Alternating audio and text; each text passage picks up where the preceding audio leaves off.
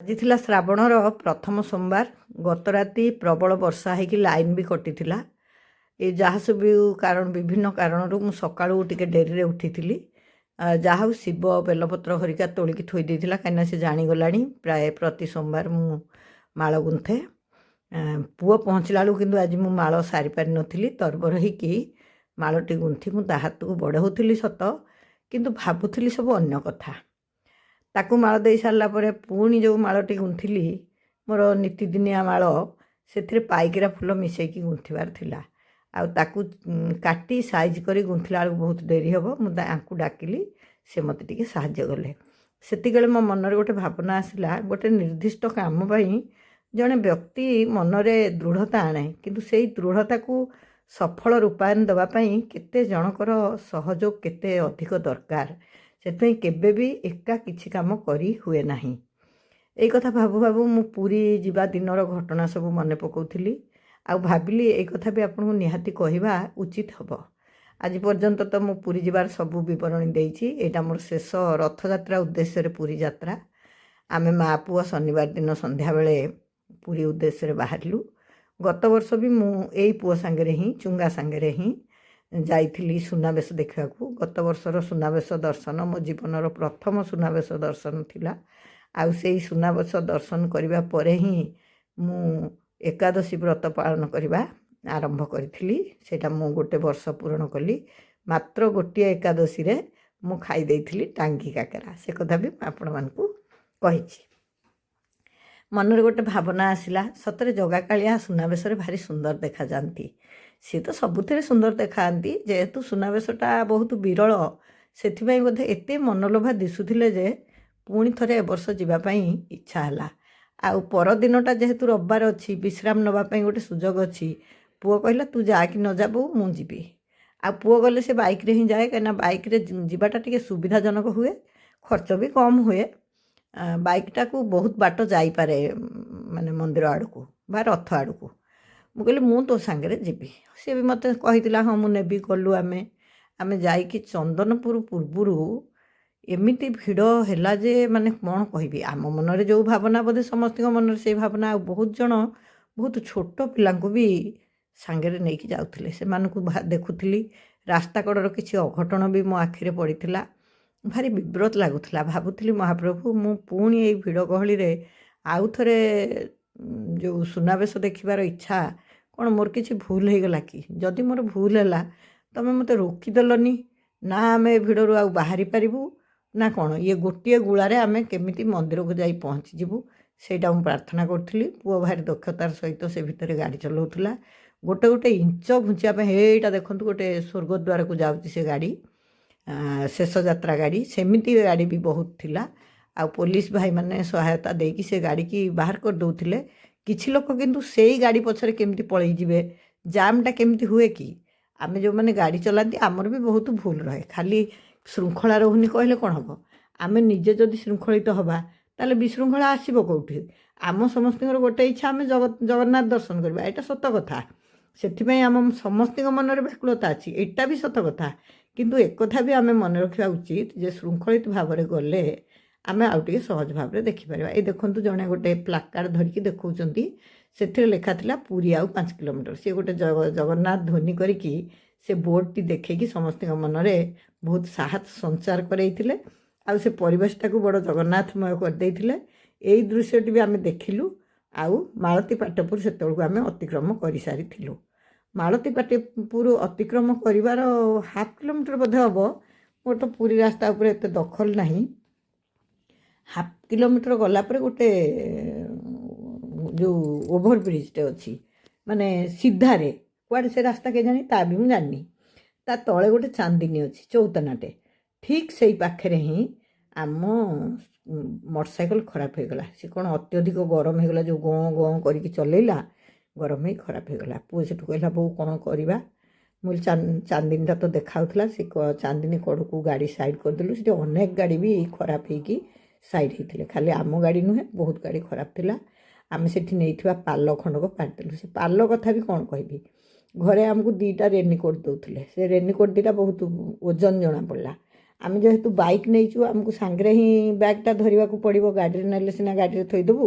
ସେଥିପାଇଁ ଆମେ ମା ପୁଅ କୌଣସି ଓଜନ ଜିନିଷ ବା ମୂଲ୍ୟବାନ ଜିନିଷ ନେବାକୁ ଚାହୁଁନଥିଲୁ।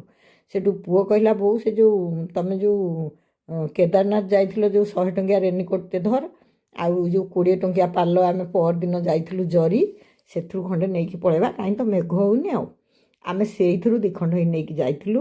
ଯେତେବେଳେ ଆମ ଗାଡ଼ି ଖରାପ ହେଲା ଆମେ ସେଇ ପାଲ ଖଣ୍ଡକ ପାରିଦେଇ ବହୁତ ସମୟ ସେଇ ଚୌତନା ଉପରେ ବସିଲୁ। ସେ ଚୌତନା ଉପରେ ଠିଆ ହେଇକି ହିଁ ମୁଁ ଏଇ ଭିଡ଼ିଓ କରୁଥିଲି।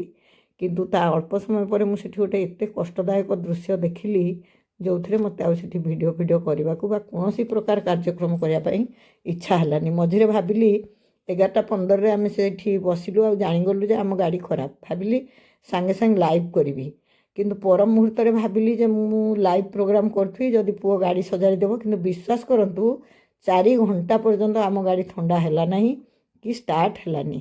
ଗୋଟେ ଯେଉଁ ଜଗନ୍ନାଥଙ୍କର ଧାରା ବିବରଣୀ ସବୁବେଳେ ଦେଉଛି, ପୁଅ ତାକୁ ଶୁଣୁଥିଲା। ମୁଁ କିନ୍ତୁ ସେଠି ସେ ପାଲ ଖଣ୍ଡକ ପାରି ମୋ ଅଣ୍ଟା ସଳଖେଇକି ପଡ଼ିଥିଲି, କାହିଁକିନା ମୋର ତ ଟିକେ ଅଣ୍ଟା ଅସୁବିଧା। ସେ ମନ ଦୁଃଖ କରି କହିଲା ଯେ ବୋଉ ଆଉ ମନ୍ଦିରକୁ ଯିବାନି, ଘରକୁ ଫେରିଯିବା। ମୁଁ କହିଲି ନାଇଁ ବାପା, ମୁଁ ପୁରୀ ଆସିଛି। ସୁନାବେଶ ମହାପ୍ରଭୁଙ୍କ ପାଇଁ ବଡ଼ କଥା ନୁହେଁ। ମହାପ୍ରଭୁ ତ ପତନି ଖଣ୍ଡିଏ ପିନ୍ଧିଲେ ବି ସୁନ୍ଦର, ଆଉ ସୁନାବେଶରେ ନହେଲା ନାହିଁ। ପୋଷାକକୁ ନେଇ କ'ଣ ପ୍ରଭୁ ବଦଳିଯିବେ କି? ଅଳଙ୍କାରକୁ ନେଇ କ'ଣ ପ୍ରଭୁ ବଦଳିଯିବେ କି? ଚାଲ ଆମେ ବଡ଼ଦାଣ୍ଡରେ ମହାପ୍ରଭୁଙ୍କୁ ଦର୍ଶନ କରିବା। ପ୍ରକୃତରେ ସେ ମନ ଦୁଃଖରେ ହିଁ ମୋତେ ମନା କରୁଥିଲା, କାହିଁକିନା 4ଟା ବେଳେ ପହୁଡ଼ ହେବାର ଥିଲା। କିନ୍ତୁ ସେ କରୁଣାମୟଙ୍କର ଏତେ କରୁଣା, 4:30 ବେଳକୁ ଗଲାବେଳକୁ ତାଙ୍କର ପହୁଡ଼ ହେଇନି, ଶ୍ରୀମନ୍ଦିରର ପହୁଡ଼ ଫିଟା ହେଇଯାଇଛି। ସେଠି ଆମେ ପତିତପାବନକୁ ଦର୍ଶନ କଲୁ, ତୁଳସୀ ଆଣିଲୁ। ଏଠି ବି 3 ଠାକୁରଙ୍କୁ ଦର୍ଶନ କରି ଏଇ ଯେଉଁ 4.5 ଘଣ୍ଟା ଗୋଟିଏ ଜାଗାରେ ଗୋଟେ ମାନେ ନିଜକୁ ଭଲ ଲାଗୁନଥିବା ଗୋଟେ ପରିବେଶରେ ଯେଉଁ ବସିବାର ଯେଉଁ ଅନୁଭୂତି, ସେଟାକୁ ତ ମୁଁ ଭାଷାରେ ବ୍ୟକ୍ତ କରିପାରିବିନି। ଯେମିତି କହୁଥିଲି ଯେ ଭିଜିଲା ବେଳେ କଷ୍ଟ ହେଉନଥିଲା, ଦେହ ଶୀତଉନଥିଲା ବା ବର୍ଷା ବନ୍ଦ ହେଇଯାଉ ବୋଲି ମନରେ ଗୋଟେ ଭାବ ଆସୁନଥିଲା, ଠିକ୍ ସେମିତି ସେଇଠି ବସିକି ବି ମା ପୁଅ ଆମେ ପଦଟିଏ କଥା ହେଇନୁ। ଖାଲି ଯେତିକି ଦରକାର ସେତିକି କଥା ହେଉଥାଉ। ମୁଁ ବି ଜାଣିପାରୁଥାଏ ମୋ ପୁଅ ହିଁ ଜଗନ୍ନାଥଙ୍କୁ ଡାକୁଛି, ଆଉ ମୁଁ ବି ମହାପ୍ରଭୁଙ୍କୁ ଡାକୁଛି ଯେ କାହିଁକି ଆମ ମା ପୁଅଙ୍କୁ ଏଠି ବସେଇ ଦେଇଛ। କିନ୍ତୁ ତାପରେ ଆମେ ଯାଇକି ଯେତେବେଳେ ମହାପ୍ରଭୁଙ୍କର ଏତେ ସୁନ୍ଦର ଦର୍ଶନ କଲୁ, ମୁଁ ଭାବିଲି ହୁଏତ ଆମ ସହିତ କିଛି ଗୋଟେ ଭୁଲ ଘଟିବାର ଥିଲା। ସେଇଥିପାଇଁ ଆମ ଗାଡ଼ି ଖରାପ ତ ହେଲା 4 ଘଣ୍ଟା ପର୍ଯ୍ୟନ୍ତ ଗାଡ଼ି ଥଣ୍ଡା ହେଲାନି କି ଆମେ ତାକୁ ଷ୍ଟାର୍ଟ କରିପାରିଲୁନି। ଆଉ ତାପରେ ଯାଇକି ଜଗନ୍ନାଥଙ୍କୁ ବହୁତ ସୁନ୍ଦର ଭାବରେ ଦର୍ଶନ କଲୁ, ଫେରି ଆସିଲୁ। ସେ ପର୍ଯ୍ୟନ୍ତ ଆମେ କେହି ପାଣି ଟୋପେ ବି ମା ପୁଅ ପିଇନୁ। ଘରେ 8ଟାରେ ବାହାରିଛୁ। ଆଉ ପୁଅ କହିଲା କ'ଣ ଟିକେ ପିଇବା, ମୁଁ ତ ସେଇ ଫାଣ୍ଟା ଟିକେ ପିଏ, ଆଉ ତ କୌଣସି କୋଲ୍ଡ ଡ୍ରିଙ୍କସ୍ ପିଏନି। ସେଇ ଫାଣ୍ଟା ବି ଅତି ଜରୁରୀ ଆବଶ୍ୟକତା। ଗୋଟେ ଫାଣ୍ଟା ଆଣିକି ପିଇଲା ପରେ ଦେହଟା ଟିକେ ଶୀତେଇ ଲାଗିଲା, ମୋତେ ଭଲ ଲାଗିଲାନି। ମୁଁ ପୁଅକୁ ସେଠୁ କହିଲି ବାପାରେ କେଉଁଠି ଟିକେ କଫି ପିଅନ୍ତେ କି ନାଲି ଚା ମିଳନ୍ତା। ଯାହା ହଉ ଯୋଗକୁ ପିଲାଙ୍କୁ ମୁଁ ଯଦି କହିଦେବି ମୋର ଏଇଟା ଦରକାର ବୋଲି, ସେମାନେ ମୋତେ ସେଇଟା ଯୋଗାଇବା ପାଇଁ ଲାଗି ପଡ଼ନ୍ତି। ସେଥିପାଇଁ ମୋତେ କିଛି କହିବାକୁ ଇଚ୍ଛା ହୁଏନି। ବାଟ ସାରା ପଚାରି ପଚାରି ଗୋଟେ ଦୋକାନରେ ସେ କଫି ପିଇଲୁ। ଆମେ ମାଟି ପାତ୍ରରେ ଭଲ କଫି ଦେଉଥିଲେ। ମୁଁ ପୁରା 2 କପ୍ କଫି ପିଇଲି। ଆମେ ସେଇଠୁ ଆଇଲୁ ଘରକୁ। ଏତେ ମେଘ ପବନ ଯେ କ'ଣ କହିବି, ମୁହଁରେ ପୁରା ପାଣି ବିନ୍ଦୁ ସବୁ ଫୋଡ଼ି ହେଇଯାଉଥାଏ। ସେମିତି ହେଇକି ଆମେ ଆସି ଘରେ ପହଞ୍ଚିଲୁ।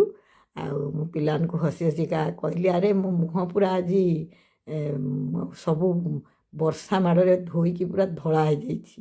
ଆଉ ସମସ୍ତେ ଦେଖିକି ବ୍ୟସ୍ତ ହେଲେ। ସେ ଯେଉଁ ପାଣି ମାଡ଼ ଗୁଡ଼ା ହେଉଥିଲା, ପ୍ରକୃତରେ ମୁହଁରେ ରନ୍ଧ୍ରରେ ଯେଉଁଠି ଟିକେ ଧୂଳିଥିବ ସବୁ ଧୋଇ ହେଇଯାଇଥିଲା। ମା ପୁଅ ଆସି ନିରାପଦରେ ଘରେ ପହଞ୍ଚିଲୁ। ଆଉ ଏ ବର୍ଷ ତ ଏତେ ଭିଜିଲି, ମୁଁ କ'ଣ କହିବି। ଆର ବର୍ଷକୁ କ'ଣ ହେବ ମୋତେ ଜଣା ନାହିଁ। ତଥାପି ମୁଁ ଜମା ବି ଶୋଇପାରିଲିନି। ଆମେ 8ଟା ପାଖାପାଖିରେ ଘରେ ପହଞ୍ଚିଲୁ। ଘଣ୍ଟାଟା ବି କେଉଁଠି ଗୋଟେ ଇଏ କରିଥିଲି, ମୁଁ ଏଠି କେଉଁଠି ବାହାରିବ ବୋଧେ।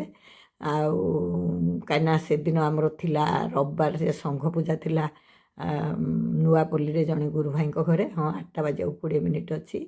ମୁଁ ମୁଣ୍ଡ ଫୁଣ୍ଡ ଧୋଇ ଗାଧେଇକି ସାଙ୍ଗେ ସାଙ୍ଗେ ପୁଣି ଫୁଲମାଳଟିଏ ଗୁନ୍ଥିଲି। ଦେଖୁନାହାନ୍ତି ମୋ ଅବସ୍ଥା।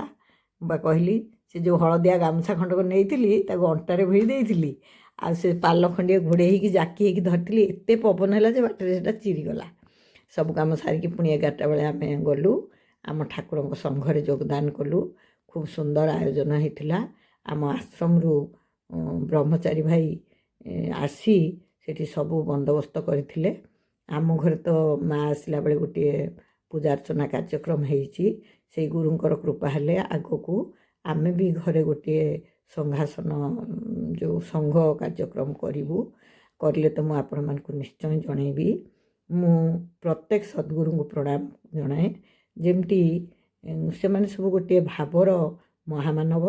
ତେଣୁ ଯେକୌଣସି ଗୁରୁଙ୍କର ଏଭଳି କାର୍ଯ୍ୟକ୍ରମରେ ମୋତେ ଯୋଗ ଦେବା ପାଇଁ ଭଲ ଲାଗେ। ସେଦିନ ସେ ମାନେ ଜଗନ୍ନାଥଙ୍କ ଦର୍ଶନ ପରେ ଗୁରୁଙ୍କର ଦର୍ଶନ ବା ସଂଘରେ ଯୋଗଦାନ ମୋତେ ଭାରି କ'ଣ ଭାବପୂର୍ଣ୍ଣ ଭାବାବେଗରେ ପୋତି ଦେଉଥିଲା।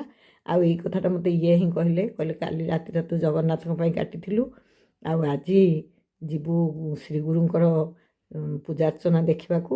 ଏଇଟା ତୋ ପାଇଁ ଗୋଟେ ସୁନ୍ଦର ସଂଯୋଗ। ସତରେ ମୋତେ ବି ଭାରି ଭଲ ଲାଗିଲା ତାଙ୍କର ଏ କଥାଟି ଶୁଣିକି। ଆମେ ସମସ୍ତେ ସେଠିକି ଗଲୁ, ପ୍ରସାଦ ସେବନ କଲୁ। ଶେଷ ଧାଡ଼ିରେ ଯେଉଁମାନେ ତଦାରଖ କରୁଥିଲେ ସେମାନେ ଥିଲେ ଦୀପ୍ତି, ଲିପି, ଏମାନେ ସବୁ। ଆଉ ଆମର ଏଇ ଯେଉଁ ଝିଅ ଆମର ତମାଣ୍ଡର ସବୁ ବଢ଼ାବଢ଼ି ତତ୍ତ୍ୱାବଧାନ କଲେ। ଏଠି ଆମକୁ କାହାକୁ ଅପରିଚିତ ଲାଗେ ନାହିଁ। ଆମେ ସମସ୍ତେ ଗୋଟିଏ ପରିବାରର। ହଁ, କହିଲି ଉର୍ମି, ସିଏ ଏଗ୍ରିକଲଚର ବିଭାଗର ଜଣେ ପଦସ୍ଥ କର୍ମଚାରୀ। ସେ କିନ୍ତୁ ଭାରି ଶୃଙ୍ଖଳିତ କର୍ମୀ ଆମ ସଂଘର। ଆମେ ସମସ୍ତେ ମିଳିମିଶି ସେଠି ପ୍ରସାଦ ସେବନ କରି ଘରକୁ ଫେରିଲୁ। ଆଉ ଏ ବର୍ଷର ମୋର ରଥଯାତ୍ରା ଉଦ୍ଦେଶ୍ୟର ପୁରୀ ଯାତ୍ରା ସରିଲା। ଆଜି ତ ମହାପ୍ରଭୁଙ୍କର ନୀଳାଦ୍ରି ବିଜୟ। ଜାଣିନି ଆର ବର୍ଷକୁ ସେ ମୋତେ କେଉଁଠି କେମିତି ରଖିଥିବେ, ଯାହା ତାଙ୍କର ଇଚ୍ଛା। କିନ୍ତୁ ଏ ରଥଯାତ୍ରାର ଆନନ୍ଦ ମିଳିବା ବଡ଼ ଭାଗ୍ୟ।